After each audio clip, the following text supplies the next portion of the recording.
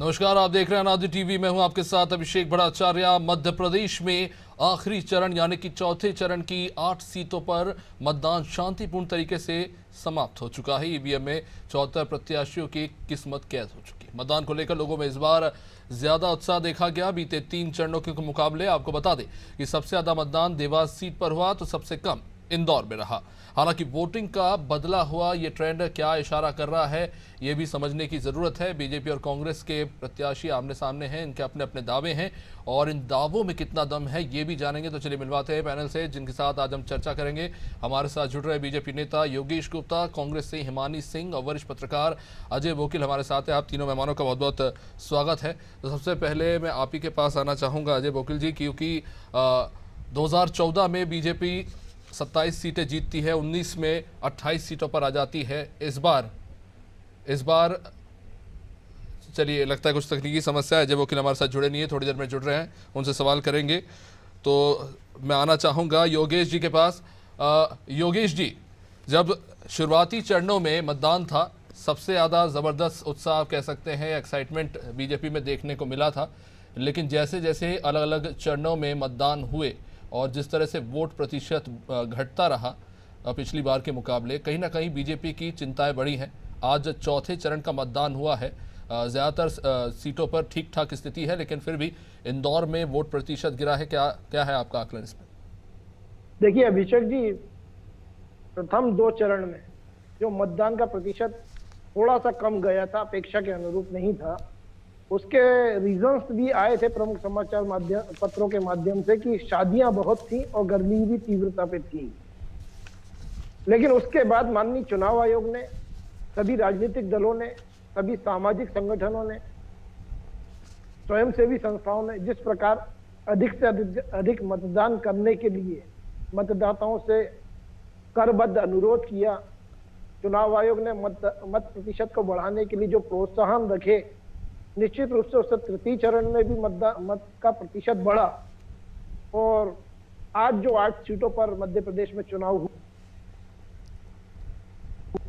यहाँ भी जो वोट ऑफ परसेंटेज है वो उत्साह लगभग सभी सीटों पर 70-72% से ऊपर अभी तक की जो मेरे पास प्राप्त समाचार है, इंदौर सीट को छोड़कर। इंदौर में जरूर 60% के आसपास रहा है, लेकिन बाकी सभी 7 सीटों पर 70-72% के ऊपर ही मतदान किया है। फाइनल काउंटिंग आते आते तक जिस प्रकार 2019 में इन 8 सीटों पर लोकसभा चुनाव में 75.95% वोट हुआ था, मैं समझता हूं लगभग उसी के आसपास ये वोट ऑफ परसेंटेज जाने वाला है आज। जी योगेश जी, वैसे एक बात है कि अभी चुनाव की शुरुआत में जब केंद्रीय चुनाव आयोग ने प्रेस कॉन्फ्रेंस की थी तो उन्होंने ये बात कही थी कि जिस तरह से पूरा डिज़ाइन किया गया है 7 चरणों में इलेक्शन को, उसमें मौसम से लेकर त्योहारों को, सभी चीज़ों को मद्देनज़र रख के बनाया गया था। मुझे लगता है कि अब चुनाव आयोग को हिंदू कैलेंडर के हिसाब से ये भी अब देखना पड़ेगा कि किस समय शादियां हैं, तो उस हिसाब से शायद शादियों ने पहले 2 चरण वाकई में अफेक्ट किए थे, इससे सभी राजनीतिक दल भी सहमत थे।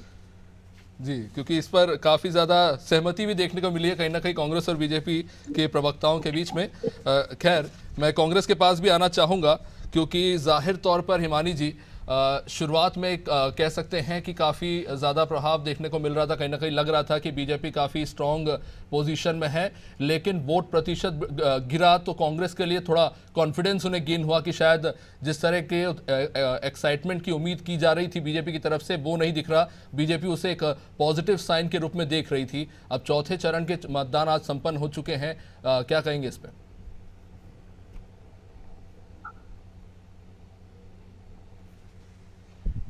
हिमानी जी, आपको आवाज मिल रही है? शायद आपका ऑडियो म्यूट है, प्लीज उसे ऑन कर लीजिए।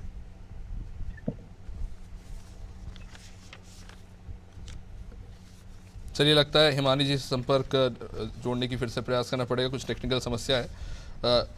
योगेश जी, तमाम तरह की बातें हो रही हैं, लेकिन इन सब के बीच में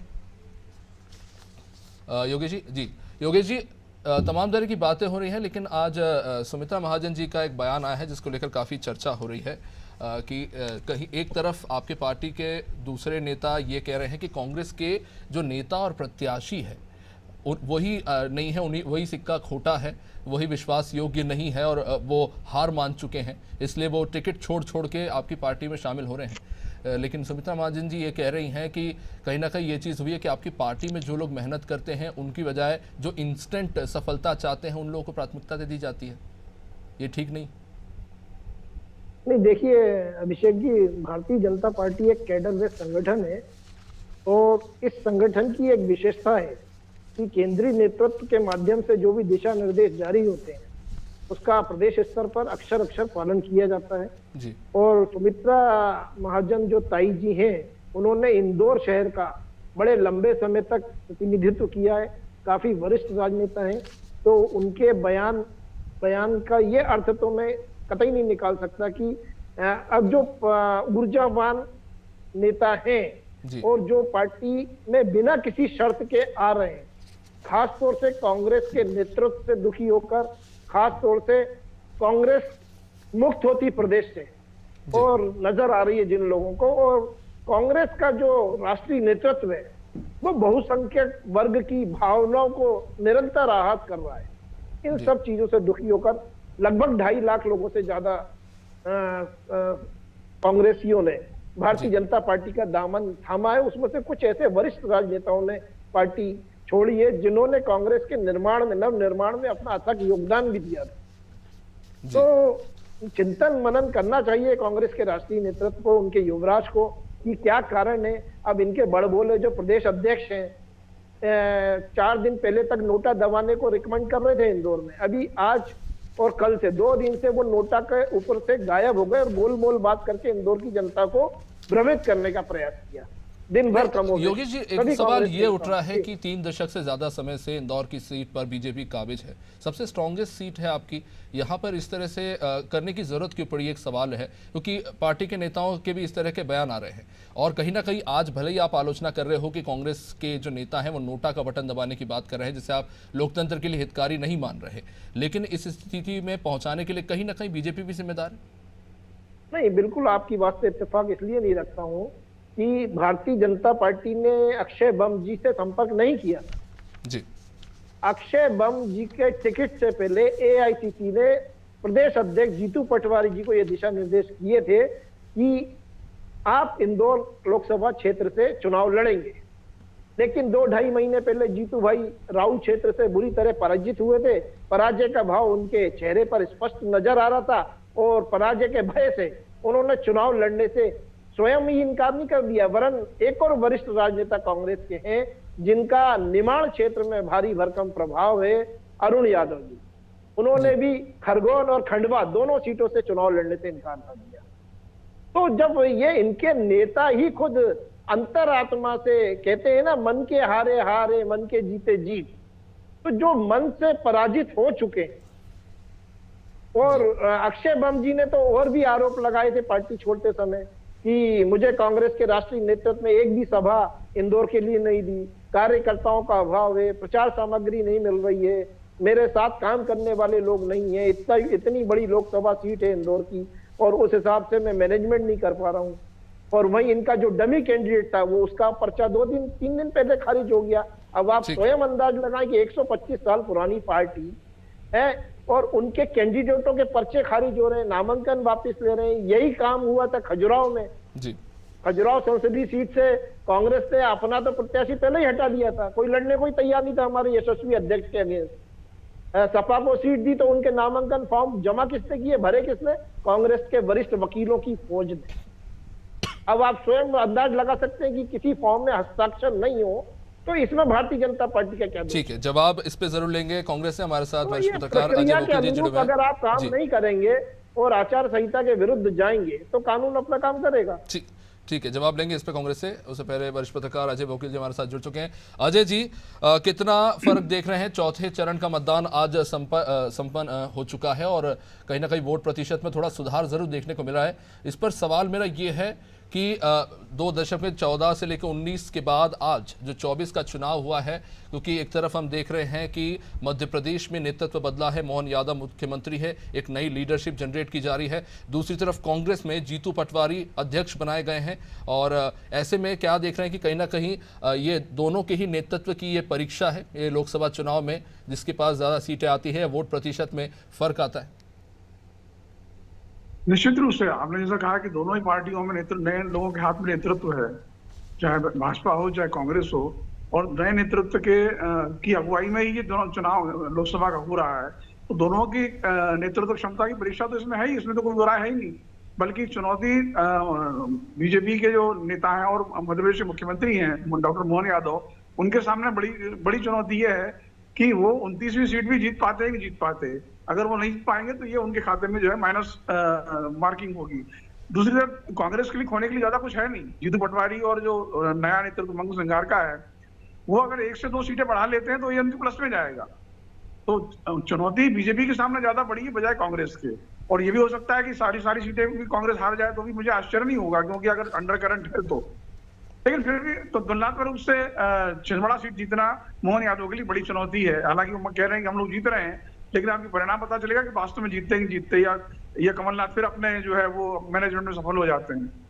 तो कुल मिला के अभी दोनों के सामने है चुनौती, लेकिन बीजेपी के सामने बड़ी चुनौती है ये, क्योंकि उनको टारगेट विजन 29 का है। कांग्रेस के सामने ऐसा कोई टारगेट नहीं है। अगर वो 1 से 2 सीटें बढ़ा लेते हैं या 2 से 3 बढ़ा लेते हैं तो ये उनके लिए प्लस होगा।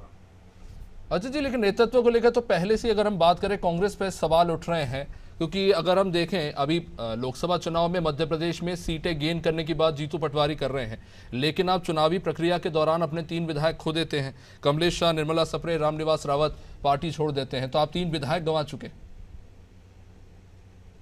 देखिए, कांग्रेस में जो है विश्वास का संकट तो पहले से ही है ना। ये केवल ही मध्य प्रदेश में ही नहीं है, पूरे देश भर के अंदर है।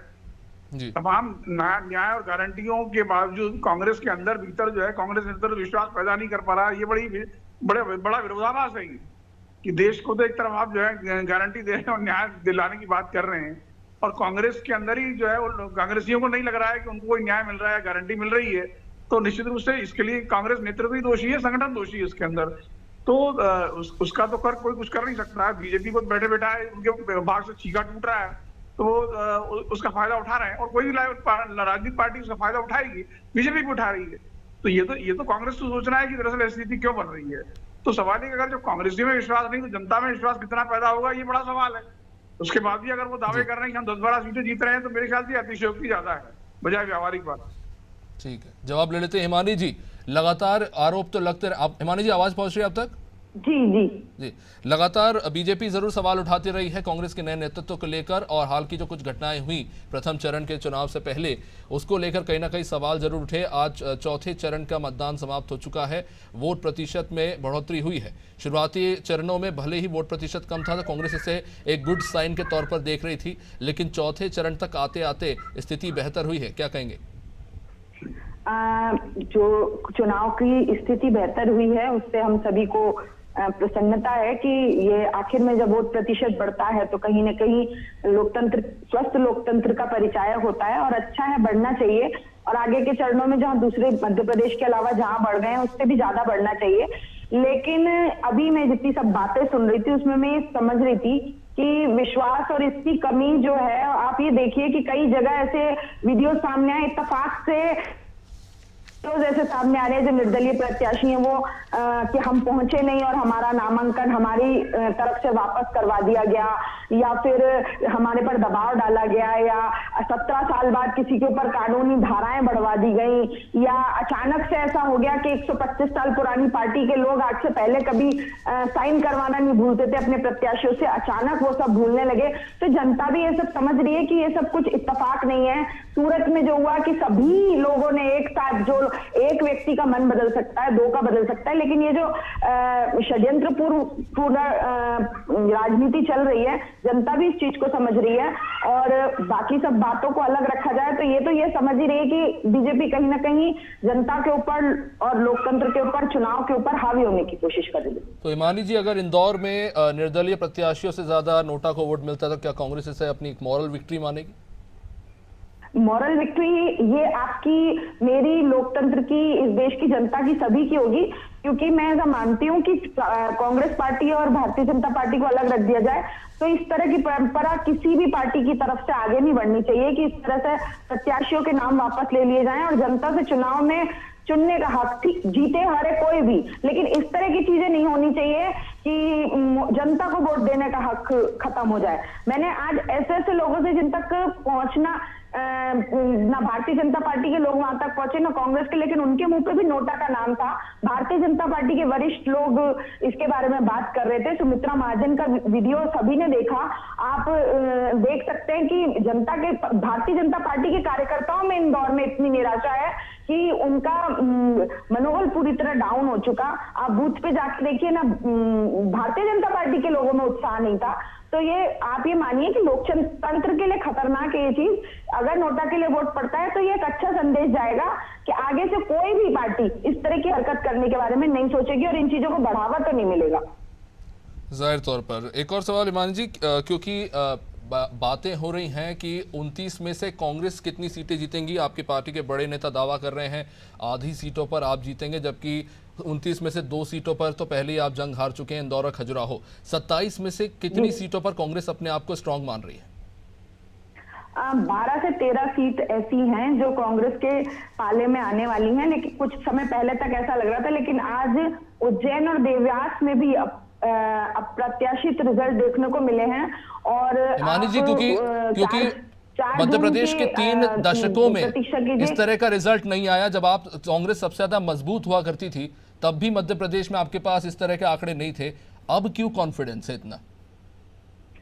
कॉन्फिडेंस हमें इसी बात को लेकर है कि जो अनावश्यक रूप से जो पार्टी चेंज करवाने का जो काम भारतीय जनता पार्टी के लोगों ने करवाया है उससे जनता में काफी नाराजगी है। दूसरे 2019 के चुनाव में इनको दूसरी बार इसलिए मौका दिया था कि ठीक है 5 साल शायद पूरे नहीं हुए, ये लोग अपनी मतलब नींव बना के शायद अब हमारे लिए कुछ करेंगे, लेकिन अब 10 साल का समय हो चुका है और जनता को कहीं भी ऐसी कोई चीज समझ में नहीं आ रही है। आप ये मान के चलिए 80 करोड़ जनता को राशन की लाइन में लगाना कोई आसान बात नहीं है। कोविशील्ड से अपने कोरोना के समय बढ़ते हुए देखने के बाद अब भी लोगों को अपने आसपास मरते हुए देखना, अपनों की जान पे संकट आना, जिसके सर्टिफिकेट पे कोविशील्ड लिखा है उसके मन में एक अनजान सी घबराहट हो गई। तो ये सब चीजों की नाराजगी जनता के बीच में। आपको लगता है कि 80 करोड़ भारतीय जनता भारतीय जनता पार्टी को लगता है कि 80 करोड़ जनता को गरीबी रेखा से नीचे लाकर मुफ्त राशन देना कोई उपलब्धि है? आप मान के चलिए कि जब किसी का जवान बच्चा फ्री राशन की लाइन में लेकर राशन लेकर आता है तो उस माँ के दिल पर क्या गुजरती है, उस पिता का सीना कैसे फटने को हो जाता है। तो इन सब चीजों को देखते हुए हम आश्वस्त हैं कि अब जनता कांग्रेस पार्टी में विश्वास जताएगी। ठीक है, योगेश जी जवाब लेते हैं। योगेश जी क्या कहूं अभिषेक जी, हिमानी जी की बातों में कुछ सार्थकता नजर इसलिए नहीं आ रही है कि जो आंकड़े हैं वो बिल्कुल जुदा है, अलग है। चाहे वो 2014 के लोकसभा चुनाव हो, चाहे 2019 के या 2018 के विधानसभा चुनाव हो या 2023 की विधानसभा चुनाव, 4 चुनावों के रिजल्टों के अवलोकन के पश्चात कांग्रेस पार्टी निरंतर धरातल से विमुख होती हुई और सिर्फ सोशल मीडिया पर काम करती है। ये जनता के बीच में होते नहीं है। लगातार सनातन का आप अपमान करते हो, प्रभु राम लल्ला के प्राण प्रतिष्ठा के कार्यक्रम का बहिष्कार करते हो, भगवान राम के अस्तित्व को नकारते हो और उम्मीद करते हो कि बहुसंख्यक वर्ग कांग्रेस को वोट दे। क्यों दे भाई? वहीं दूसरी तरफ आप रोजा अफकार में जाते हो, तुष्टीकरण की राजनीति करते हो, 2080 का गेम खेलते हो। तो ये देश की जनता देख नहीं रही है। विदेशों में जाके अपने ही देश की गरिमा को तार तार करते हो और अपने ही देशवासियों से आप वोट हासिल करना चाहते हो। देश की जितनी भी संवैधानिक संस्थाएं, अभी मेरी बहन भी लगा रही थी उन पे आक्षेप, चाहे वो चुनाव आयोग हो, उच्चतम न्यायालय हो, सीबीआई हो, ईडी हो, आईटी हो, तो ये इस प्रकार के तमाम जी बात तो यही है कि हमने ये देखा जी हमने देखा कि शुरुआत हुई तो कांग्रेस और बीजेपी दोनों विकास के मुद्दे पर बात कर रही थी, गरीबों की, ओबीसी वर्ग की, युवाओं के नौकरी की बात हो रही थी, बट अब वापस हम वही उसी ढर्रे पर आ गए। मेरा सवाल ये है, अगर उत्तर भारत में हम बात करें तो ज्यादातर सीटें बीजेपी के पास है। आपने मध्य प्रदेश में जो टारगेट सेट किया था हर बूथ पर 370 वोटर्स बढ़ाने की, तो बेसिकली अब जो बीजेपी का टारगेट है वो नॉर्थ इंडिया में वोट प्रतिशत बढ़ाने का है, क्योंकि वो ही आपका लक्ष्य है। आपके पास अब खोने के लिए है, पाने के लिए बहुत गिनती की सीटें बची है। तो ये एक बड़ी चुनौती है बीजेपी के लिए। भारतीय जनता पार्टी का हर चरण के बाद प्रदर्शन बेहतर होता जा रहा है। हम पहले चरण से दूसरे चरण में बेहतर हुए, दूसरे से तीसरे में, तीसरे से चौथे में आज हम बहुत बेहतर स्थिति में। और अगले 3 चरण में आप देखिएगा निश्चित रूप से हम 350 प्लस का आंकड़ा पार करेंगे। और भारतीय जनता पार्टी ने पिछले 10 सालों में क्या किया, 4-6 बिंदुओं से अपनी बात प्रमाणित करना चाहूंगा। माननीय मोदी जी के नेतृत्व में पिछले 10 सालों में जहां 20 से ज्यादा वंदे भारत ट्रेन चली, सुपरफास्ट ट्रेनें चली, वहीं मनमोहन सिंह सरकार के समय में 10 साल में सिर्फ 4 शताब्दी एक्सप्रेस चली। आज जहां मध्य प्रदेश के बड़े बड़े शहरों को, 4 बड़े शहरों को एयर कनेक्टिविटी दी गई है, रोड हाईवे ऐसे चकाचक बने हैं जो मिस्टर बंटाधार के समय रोड होती नहीं थी, गड्ढे होते थे। आज बिजली के मामले में हम आत्मनिर्भर है। सिंचाई का रकबा हमारा 48,00,000 हेक्टेयर से ज्यादा का है जब सिंचित रकबा, जबकि दिग्विजय सिंह जी के शासन में बमुश्किल 11-12 हजार हुआ करता था। और जो दिग्विजय सिंह जी के शासन में प्रति व्यक्ति आय थी वो भी आज डबल है। ठीक है योगेश जी, अब उस बात को 20 साल से ऊपर हो चुका है। एक मिनट 3% आर्थिक दर थी मिस्टर बंटाधार के समय, अभी 16% के आसपास है मध्य प्रदेश में। एग्रीकल्चर ग्रोथ हमारी 4.8% दिग्विजय सिंह जी के समय होती थी, आज है 14.2%। तो ये मध्य प्रदेश निरंतर आत्मनिर्भरता की ओर अग्रसर है। माननीय मोदी जी ने जो देश और विदेश में भारत का गौरव बढ़ाया, आज बिना किसी भारत की दखलंदाजी के वैश्विक स्तर पर कोई निर्णय नहीं होते हैं। आज हम स्वदेशी निर्मित हथियारों का विक्रय कर रहे हैं, जबकि हम हथियार आयात किया करते थे, रुपए का पेमेंट हम डॉलरों में किया करते थे। तो हमारी जो आज हमारे रुपए भी कई देशों में चल निकले हैं। तो ये सब मोदी जी के 10 सालों का जो परिदृश्य है उसका अगर आप गंभीरता से जवाब आकलन लेते हैं। अजय जी तो सवाल यही है कि एक मिनट 50-60 सालों के कांग्रेस बनाम मोदी जी के 10 साल, ठीक, आपको स्पष्ट नजर आएगा कि जो काम इन 10 सालों में हुआ वो पिछले 50-60 सालों में क्यों नहीं हुआ। इसीलिए देश और प्रदेश की जनता कांग्रेस मुक्त देश की ओर अग्रसर। ठीक है अजय जी, शुरुआती चरण में ना सिर्फ मध्य प्रदेश में बल्कि देश में भी तमाम राज्यों में वोट प्रतिशत गिरता हुआ नजर आया था और उसके बाद हमने देखा किस तरह से चुनाव काफी एग्रेसिव हो गया, इस तरह की बयानबाजी हुई। लेकिन सब के बीच में अगर सिर्फ मध्य प्रदेश की बात करें तो अचानक अमित शाह आते हैं, यहाँ पर बैठक करते और एक संदेश देने की कोशिश होती है कि अगर जहाँ पे वोट प्रतिशत घटेगा तो वहाँ पर जो चुनाव प्रभारी है वो उनकी जिम्मेदारी होगी और उसका खामियाजा उन्हें भुगतना होगा। तो क्या इसका ये मतलब निकाला जाए कि कहीं ना कहीं पार्टी काफी ओवर कॉन्फिडेंट चल रही थी, चाहे वो राम मंदिर का मुद्दा हो या 10 साल के कार्यकाल का मुद्दा हो जिनको गिनाया? निश्चित रूप से बीजेपी मान के चल रही थी कि वोटर खुद घर से निकलेगा और वोट टिके आ जाएगा। तो वो पहले 2 चरणों में तो वो चीज दिखाई नहीं पड़ी। इसके कई कारण हो सकते हैं, कोई एक कारण नहीं है इसका। या तो वोटर ये मान के चल रहा था कि बीजेपी जीती रही है, मेरे वोट देने ना देने से क्या फर्क पड़ने वाला है। या फिर कांग्रेस का वोटर हो सकता है, उसको लगा कि यार कांग्रेस में तो ऐसी कोई स्थिति नहीं है कि उसको वोट देने से फायदा, बीजेपी को देना नहीं चाहता इसलिए नहीं गया होगा। कुछ मौसम के कारण नहीं गए, कुछ शादी ब्याह के कारण नहीं गए, तो कई अलग अलग कारण हो सकते हैं। लेकिन सवाल ये है कि ये बातें इसलिए दमदार नहीं है कि 2019 में ये स्थिति थी और 2014 में भी यही मौसम था और यही शादी ब्याह का मौसम था जी। तब तो वोटर निकला था, इस बार क्यों नहीं निकल रहा है उतनी बड़ी संख्या में। अभी भी आखिरी के 2 चरणों में सुधार हुआ है, लेकिन अभी भी हम पिछले 2019 के वोट परसेंटेज से काफी पीछे हैं, ये बात भी तो साफ है। तो कहीं ना कहीं ऐसा कारण तो है कि वोटर तुलनात्मक रूप से उदासीन है। दूसरी बात यह कि महिलाओं की जो संख्या, जब पिछले चुनाव में हमने देखी थी कि वोटर जितनी बड़ी संख्या में महिलाएं निकली थी वो इस बार नहीं निकल रही हैं, वो भी एक महत्वपूर्ण कारण है। तो सवाल ये पहला ये चुनाव दरअसल क्या है कि इसमें कोई ऐसा कोर मुद्दा नहीं हमें नजर आ रहा अभी तक कि जिसके कारण से लोग उसके पक्ष में या विपक्ष को वोट देने के लिए बाहर निकले। मोटे तौर पे लोग मान के चल रहे हैं कि ये सरकार जो है मोदी सरकार ही वापस आ रही है, भले सीटें कम ज्यादा हो सकती हैं, तो मेरे वोट देने से बहुत ज्यादा फर्क पड़ने वाला नहीं है। दूसरा पक्ष मान के चल रहा है कि मोदी सरकार तो जा ही रही है हर हाल में, तो जो कुछ वोटर निकल रहा है वो हमारा निकल रहा है। ये कोई भी नहीं जानता कि दरअसल मतदाता के मन में वास्तव में क्या है, और जो वोटर निकल रहा है, जो वोट देने जा रहा है वो किसका वोटर है, इसके बारे में तो कोई दावे से नहीं कह सकता जब तक मतपेटियां खुल नहीं जाती हैं। तो ये अपने अपने मुगालते हैं। लेकिन हाँ, ये जरूर है कि बीजेपी में चिंता इस बात को लेकर ज्यादा है बजाय कांग्रेस के वोटर प्रतिशत घटने का, कि उनको ये लग रहा है कि उनका वोट प्रतिशत कहीं ना कहीं कम हो सकता है।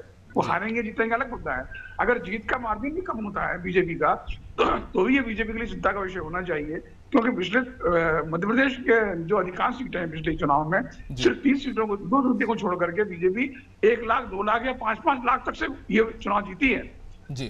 अगर वोट प्रतिशत घटता है और वो बीजेपी जीतती भी है तो वोट का विनिंग मार्जिन जो है घटेगा और बीजेपी की चिंता का विषय होना चाहिए। ठीक है। आज जहां तक कांग्रेस का सवाल है तो वो मान के चल रहे हैं कि कम वोटर जो निकला है वो उनका ही निकला है, उन बीजेपी कांग्रेस को जिताने के निकला है या बीजेपी को हराने के निकला है। तो अब ये इस तरह का जो खुशफहमी तो हर कोई पाल सकता है, बीजेपी भी पाल सकती है, कांग्रेस भी पाल सकती है, जब तक चुनाव 4 जून का नतीजा शुरू नहीं हो जाता। अजय लेकिन जी, मेरा मानना ये- आज विशुंधर शर्मा जी ने 29 की 29 सीटें जीतने का दावा किया। अभी हिमानी जी 12 से 14 की बात कर रही थी। आपका आकलन क्या कहता है, कितनी सीटों पर टक्कर है? देखिए, मेरा मानना है, जो मेरी जानकारी है उसमें 4-5 सीटों में फाइट की स्थिति है, टक्कर की स्थिति है। और अगर कांग्रेस जीती तो 2 या 3 सीटें जीत सकती है जो पिछली बार की तुलना में। लेकिन गांव के स्तर पर क्या हुआ, किस तरह का वोटिंग का ट्रेंड है, ये हम नहीं कह सकते, क्योंकि हमारे पास जो सूचनाएं आती है ज्यादातर वो शहरों से या कस्बों से आती हैं। जी। गांव का जो दूर दराज के गांव में फीडबैक क्या है, कौन सी लहर चल रही, कौन सा अंडरकरंट चल रहा है, इसका अंदाजा हमें बहुत ज्यादा नहीं हो पाता है। और ये तो चुनाव नतीजे जब गिनती होती मतों की तभी पता चलता है। लेकिन फिर भी इस चुनाव के अंदर मोदी फैक्टर और राम मंदिर फैक्टर काम कर रहा है कहीं ना कहीं, इसको मैं कहने मुझे कोई संकोच नहीं है। अब सवाल ये कि अगर जो स्थानीय असंतोष के मुद्दे हैं, जैसे बेरोजगारी, महंगाई, स्थानीय मुद्दे, अब पानी की समस्या भी अभी इस मौसम में है, तो मोदी फैक्टर उसको कितना न्यूट्रलाइज करता है, इस पर काफी कुछ निर्भर करता है। अगर ये न्यूट्रलाइज कर गया तो हो सकता है कि बीजेपी फिर वही रिजल्ट दे जो पिछली बार आया था, और हो सकता है 29 सीट भी जीत ले। लेकिन ये अभी संभावना है। फिर भी मेरा मानना है कि 4-5 सीटें ऐसी फाइट की हैं जहां पर कांग्रेस जीत का दावा कर सकती है। ठीक है, बहुत बहुत शुक्रिया आप सभी मेहमानों का इस चर्चा में जुड़ने के लिए। तो जाहिर तौर पर अब 4 जून को स्पष्ट हो पाएगा कि किसका पलड़ा भारी रहा, किसके दावों की सच्चाई, जिसके दावे सच साबित हुए। और जैसा कि साइलेंट वोटर्स वो किन्हें वोट देते हैं, किन मुद्दों पर वोट देते हैं, किसके मुद्दे जो है ज़्यादा प्रभाव छोड़ पाए हैं जनता के बीच, इन तमाम सवालों के जवाब 4 जून को मिल जाएंगे। मध्य प्रदेश में चारों चरण के जो मतदान है वो संपन्न हो चुके हैं। चौथे चरण में मत प्रतिशत ठीक ठाक बेहतर स्थिति में नजर आए हैं बीते 3 चरणों के मुकाबले में। अब देखना ये होगा कि इस मत प्रतिशत के साथ जनता ने किसका ज़्यादा समर्थन किया है। क्या कांग्रेस जो दावे कर रही है कि इस बार जो सीटों की गिनती है वो उसमें बढ़ोतरी करने जा रही है लोकसभा चुनाव में, उसमें सफल हो पाएगी, या फिर बीजेपी ने जो जीतोड़ मेहनत करी है 29 की 29 सीटें जीतने का लक्ष्य शुरुआत से लेकर चली है उसमें वो सफल हो पाएगी नहीं। खैर 4 जून को पता चल पाएगा। फिर इस चर्चा को यहीं पे देना होगा विराम। आप देखते रहिए अनादि टीवी। नमस्कार।